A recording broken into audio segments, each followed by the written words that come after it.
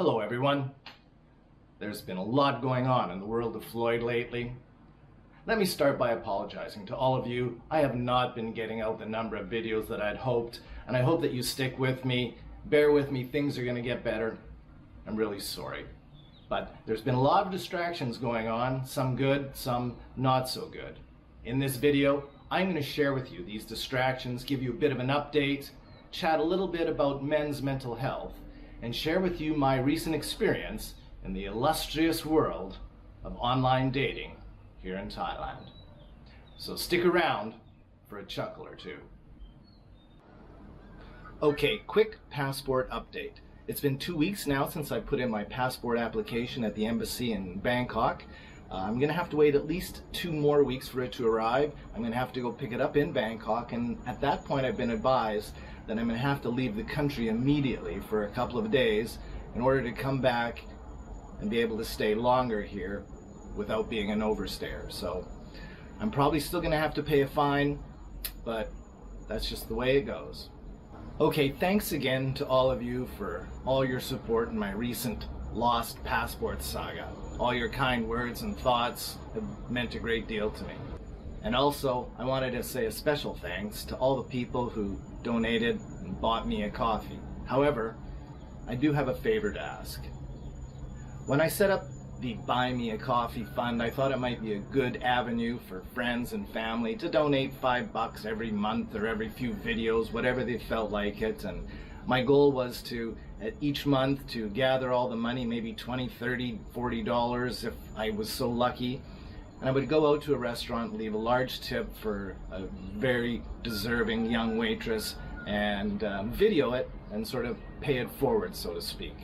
But recently, the donations that have been coming in have been in the 5 and 10 and 20 coffee donation category, and that was a little bit hard for me to digest.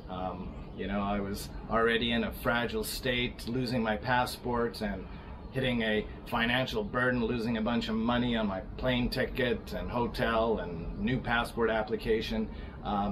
And when your donations came in, my fragile humility had a real hard time to digest that, and it put me a little bit over the top. So please, if you'd like to buy me a coffee, feel free to donate 1 or 2, or if you're even so kind, donate 3 coffees. But please don't donate 5, 10, and 20 coffees, because I feel so undeserving, and I didn't want this to be a GoFundMe campaign, and that's not what it was all about. So I really appreciate your kindness and your thoughtfulness, but let's maybe stick to 1 or 2 coffees for now. That would be great. Mental health awareness has become more commonplace in the last several years, and specifically men's mental health. Previously, it was an unspoken subject where a man was deemed to be weak if he spoke about his feelings or emotions, or told somebody that he felt anxious or depressed. And I've had my own struggle with mental health, in particular over the past dozen years, where I've made big changes in my life. If you followed my channel, you know what I've been going through. I got divorced, I quit my job, I started traveling, and then started bouncing from job to job, searching for happiness everywhere I went, looking for greener grass. But wherever I went, the anxiety and depression kept following me. I learned to cope, until finally it was time to make a big change and pack up and move here to Thailand. But still, the continual bombardment of negativity on the internet, through Facebook and through all of the media sources, everything is so negative out there, and I've had to really make a conscious decision to protect my mental health by just filtering out all the negativity. And unfortunately, that included some friends, included family members. People were punching out negativity specifically on Facebook. You know, if they hate somebody, or they hate this political party, or this guy's a dumbass, I don't got time for that negativity. And you know what? It's not that I disagree. It's just there's so much happiness in this world to share. Why do we continue to share negativity? And that continues to crush down on me. And any of my Facebook friends that continue to post negative stuff or this is bullshit or the world's a conspiracy, I've blocked you. We're still friends, but I don't see your posts. I'm sorry, but that's what I have to do to protect my own mental health. So in particular, the last few weeks have been a really challenge to my mental health with regards to losing my passport, trying to survive on a limited budget here in Thailand, and then taking such a financial hit. It was tough for me to cope, but I ended up managing my way through it, and while I was moping at home for a few days, I started dabbling into the world of online dating here in Thailand. And let me tell you, it's quite a humbling experience. Back in November, when I moved to Pattaya, I decided to move here because it was in close proximity to Bangkok, where I could fly in and out of the country. It was a city on the beach, good infrastructure, and a great place to be. And I wanted to move here to focus on my work. I wanted to focus on developing my brand, developing an online business, and make videos. And I really didn't want to be distracted by an online dating scene or dating here in Thailand. Specifically Pattaya, because there are thousands and thousands of beautiful women here. However, not too many of them are interested in a long-term relationship. They're more interested in customers. So I felt I was pretty safe staying out of the dating scene and staying away from a relationship while I got my online business going. I didn't think I was going to be distracted, but I was wrong. Back in February, I took a trip up north to Korat, visit some friends for the Super Bowl, and when I came back I made a few posts online and tagged some friends, and some friends of friends who had noticed me there.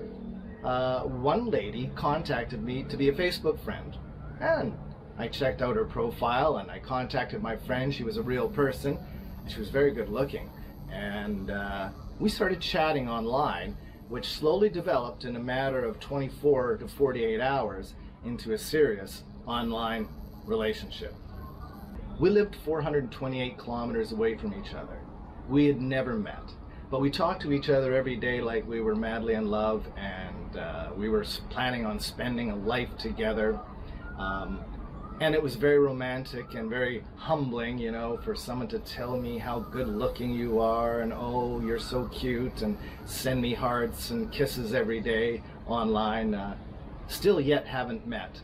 And then things got a little bit deep, where I had a friend from Canada come to visit, and I wasn't able to return her calls in a timely manner or return her texts. And she got very upset about that and thought that perhaps that I was seeing somebody else, or that I no longer loved her after the 4 days of online dating. A few red flags came up there, but you know, I was intrigued with this woman. You know, I thought that maybe she might be someone that I could, you know, grow to old together with, but the red flags kept coming, and then the video calls kept pouring in, and the video chats were challenging because she didn't speak a word of English, and I speak very little Thai. I can order food, count to 10, ask where the bathroom is, and that's about it. So at one point, she got very upset with me and gave me the old crying emojicon and broken heart emojicon. And so I thought it would best to leave that one be for a bit. So I didn't speak for a day, and then the next day it was like nothing happened. Hello darling, good morning, I miss you. And it was like, holy cow, you not just ignored what just happened yesterday? Then it got to the point where again she was calling and always trying to be where I was, and I unfortunately couldn't go right away to visit her because I had a friend visiting from Canada, and she just didn't quite understand that and thought that I was avoiding her. And after about 6 or 7 days, my beautiful future wife, my online girlfriend, was gone. She blocked me, and that was all over. Strike one. The next time, I just happened to be visiting Bangkok for an event, and I met a girl, a beautiful girl in the street, and it was obvious to me that she was a bar girl. And so I agreed to go with her, walk to the bar with her where she worked, and sat down and bought her a drink. And that's what you do in Thailand. You go into a bar, there's plenty of girls there, you buy them a drink and you chit chat. Well, after about 2 drinks, I now had another girlfriend. This girl wanted to move with me to Pattaya, wanted to live in with me, wanted to be my girlfriend. Oh, you're so cute, you're so good looking, oh, huggy, kissy. It makes a guy feel really good until it came out that she needed a salary of about 10,000 baht per month in order to be my girlfriend, which is about 400 Canadian. Now, a lot of you guys in Canada are saying, geez, that's not so bad, but no, that's not really the reason I'm here, and I can't afford $400 a month to give away to somebody when I'm trying to feed myself here. So obviously that ended very quickly, but gave me a bit of hope. So after I lost my passport, I returned back to Pattaya here, down, depressed, tail dragging between my legs, and I thought the one thing that might make me feel a little bit better was to go on a little bit of a dating scene. So I went out to bars looking to meet somebody. Now, as I mentioned earlier, most of the women here are looking for a transaction and not a relationship. However, I'm going out to have some fun nonetheless. So I go out to the first bar and I meet a bunch of ladies who are working there, and there was one lady there who really caught my eye, and I don't know why, but she had some pizzazz about her. There was something in her that had that magnetism, and it drew me towards her, and I asked her if she wanted to play a game of pool. And after we played a game of pool or two and flirting, I ended up buying her a couple of drinks, and at that point she told me that she was coming home with me that night. Now that doesn't happen very often to a guy like me, and I kind of made it clear right away that I was looking for a relationship and not a transaction. And she didn't say anything after that, and we had a few more drinks, and then I said, okay, I'm going to be heading off, I'm going to be heading home. And wouldn't you know it, that the young lady, the sexiest little girl in the bar, grabbed her coat and she says, I'm coming with you. And I said, okay, well, it's up to you. And that's where it started off. And her and I had another amazing whirlwind relationship, and it's hard to explain, actually. I knew that I was in over my head. She was a bar girl, and the first rule in Thailand is never date a bar girl. But to me, it was a bit of a challenge, you know. I knew the game here, and I knew the stakes, and I was willing to play. So her and I had a chess match, if you will, of her trying to lure me and me trying to put on the brakes and trying to maintain a relationship where there was no money transacted. If I could put this relationship into a story, it would be similar to the video by Toby Keith, Bullets in the Gun. I was the wild and restless drifter.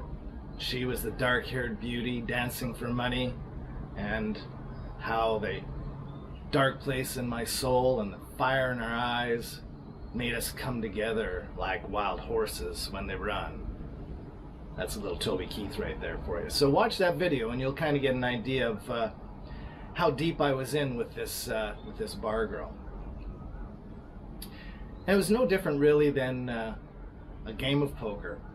I knew that if I played my cards right, that I would have a nice time with this woman, and hopefully there would be no waves, and it would be a relationship and not a transactional thing. And after a few days, she started to fall in love with me, I could tell, and that's all she wanted. She cared about me, and she looked after me, and was a really kind girl. And at the same time, she was one of the best bar girls in Pattaya.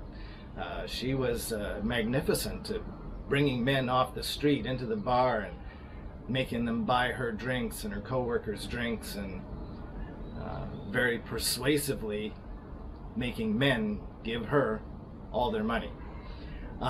But I wasn't playing that game. I had a couple aces up my sleeve, and she kept pushing and kept pushing for more, and I was like Kenny Rogers in The Gambler, you know, and you got to know when to hold them, you got to know when to fold them, know when to walk away, and know when to run. And in this case, quick story on our second or third night of dating. She was at work and I was at home actually, and she was planning to come over after she finished her shift, like she did every night. And I got a telephone call from her saying that, darling, I just was in a fight with a foreigner. I just was in a big fight. And I said, oh geez, I felt so bad. Or, are you okay? What did he say? And he said, well, he was hitting me and we were fighting out in the street. And this girl was 4'11", 99 pounds. She was tattooed from head to toe. She would smoke and drink and outcuss anybody, could be a bouncer in the toughest biker saloon in Canada. And she was fighting a guy in the street, and I couldn't believe what I was hearing. And she said, yeah, then he went to the next restaurant and he grabbed a table. And all the cars were stopped and everybody was standing around, and he came to hit me with a chair from... he grabbed a chair from the next restaurant and he came to hit me with the chair. And I'm shocked as she's telling me the story, and I said, oh my God, like, what, did somebody protect you? What did you do? And she says, well, I grabbed a baseball bat and then I cracked him with a baseball bat, and then he ran away. And I'm shocked at what I'm hearing right now. And this tiny little girl that's falling in love with me just took a bat to a customer in the streets here in Pattaya. And then she said, darling, you must come here and help me. You must come here and help me. I'm sitting at home and I'm thinking, fuck no. No, I'm not coming there. I have no passport. I'm a tourist here. I'm an overstayer. The last thing I need to be is in the middle of a street fight in downtown Pattaya, because I'll be on the first plane to Canada in the morning, or I'll be in jail till my passport arrives. So no, I'm not coming down. Then she got a little upset that I wasn't coming to support her. Well, she didn't really see my position that well, and then she didn't talk to me for a day. Okay, so maybe that's the end of this relationship. I have to be careful. I still got a couple aces under my sleeve because I don't want to make her upset, because she's capable of some serious damage. And the next day I had to actually talk her out of paying a taxi driver to beat him up and take him into the back alley and beat him up. And I said, no, that's not the way to go. Let's not get involved in that. And fortunately I was successful in that bid, talking her out of putting a hit on a poor customer from Europe, whoever he was. So a day goes by and we don't chat. And I'm thinking, okay, I'm not gonna give in. She's waiting for me to apologize and say I'm sorry, which I knew that if I did, I would fall into her trap. So I held out, and about a day later, the text started coming in with the teary-eyed emojis and the broken hearts, and I miss you, darling, I miss you, darling. So I wait another day, and then I contact her back, and she comes flying over here, bringing me food, bringing me beer, and buying me things. So I'm thinking, wow, I've really turned this bar girl around here. And I was quite amazed at myself. And at the meantime, I can't deny that there was some physical attraction between us and some animal magnetism. But I knew deep down she was the wrong girl for me. She, I got up and had a coffee for breakfast. She got up and had 2 beer and a smoke. And that was her lifestyle. She partied every night, and that's not a lifestyle for me. So I couldn't just end it dramatically, because I might be in a world of trouble. So I kept a couple aces under my sleeve. She came back after a couple days, and I explained to her that, yeah, you can't be demanding, and if you start playing the head games, I'm too old for that bullshit, and I'll just go on to the next lady because there's lots here in Thailand. Okay, I love you, she tells me. So now she's in love with me. We're together for another night, and very next day the demands start coming in. He'll buy me this, you buy me that. I need you to go here. We go for it. We're going here. And I just said, yeah, no, I got things to do. I have to work. I'm going to go make some videos today, and you're welcome to come along, but no, I'm not going with you. Well, then again, the old tampo started. Tampo is a Philippine term when a woman gives you the silent treatment. And yeah, so 3 days went by, and she waited patiently for me to beg for forgiveness, to call her back, and I never did. And then after 3 days this time, so now we've this is a week later after our very first interaction, and a week later goes by, and the emojis start coming in. I miss you. Why don't you call me? You don't miss me. So I thought the best thing to do, I had one ace tucked under my sleeve, is I packed up all her belongings that she'd left here in my condo, packed them up, brought her a couple beer, pack of smokes, and I brought them to her unannounced at work in front of all her friends and co-workers. Came in, gave her a big kiss, and told her that I'm much happier alone, and I hope that we can be friends, and that I can come by here and play a game of pool and buy you a drink, and that you won't hate me. And she had a bit of a tear, gave me a hug, and she said okay, and gave me a kiss on the cheek, and I walked away, free man. Lucky. Somewhere in the darkness, the gambler, he broke even. The best that you could hope for was to die in your sleep. Okay, so once I got out of that 1 week roller coaster relationship, I decided to really get involved in the world of online dating. And there's the Tinder app, which is popular here, but even more so is an app called Thai Friendly. And if you download that app, you're going to see what I'm talking about. And it is the way to go for dating here in Thailand, and it is very, very humbling. I signed on to Thai Friendly, put a profile picture on there, and immediately I got 10 to 15 women liking me. Messages started coming in, and wow, you know, like all these, you know, I never get any hits back in Canada on Tinder or whatever, you know, and here, like I got 20 in the first, you know, 4 or 5 hours, and all the messages started coming in. So I'm sifting through them. There's some that are older, some that are younger, some that are bigger, some that are smaller. So I'm picking out the ones that, you know, like I'm obviously not going to be able to date all these women. So I choose a few and I start sending out a few messages. Well, I get instant replies, and when do you want to meet, and when do you want to meet? And again, some of these were very clear that they were freelance girls and they were just looking for a transaction. And I made it clear that that's not what I was looking for. I was looking for a long-term relationship, something that, you know, a person that I can work together with, that can support me in my life and my YouTube journey, and I could support her and, you know, her life and whatever her journey was. And that's more what I was looking for.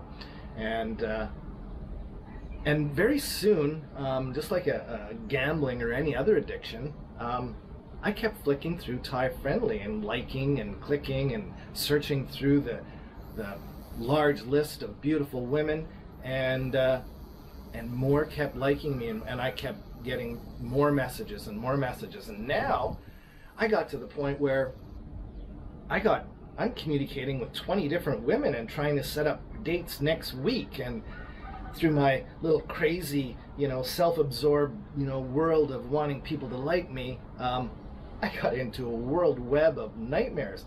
And a lot of them have the same names. They all have nicknames or short names. And some I switched from Thai Friendly and gave them my line number, which is another online communication app that they have here. It's like WhatsApp or Facebook Messenger. So you give out your line ID and you can start chatting online.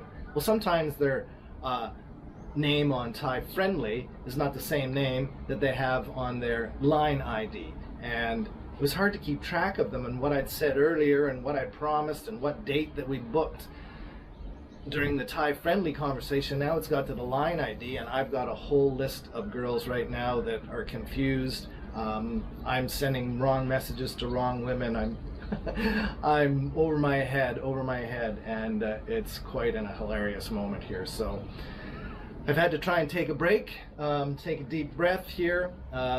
Apologized to a few of the women who I promised dates that I couldn't fulfill, and I've narrowed it down to a few. So right now I'm talking to a few women, and I've filtered out the ones that are, you know, are Bitcoin influencers, investors that want me to invest, and all the rest crazy. Some girls are just probably some dude from Bangladesh with somebody's profile. But anyways, that's where I'm at right now.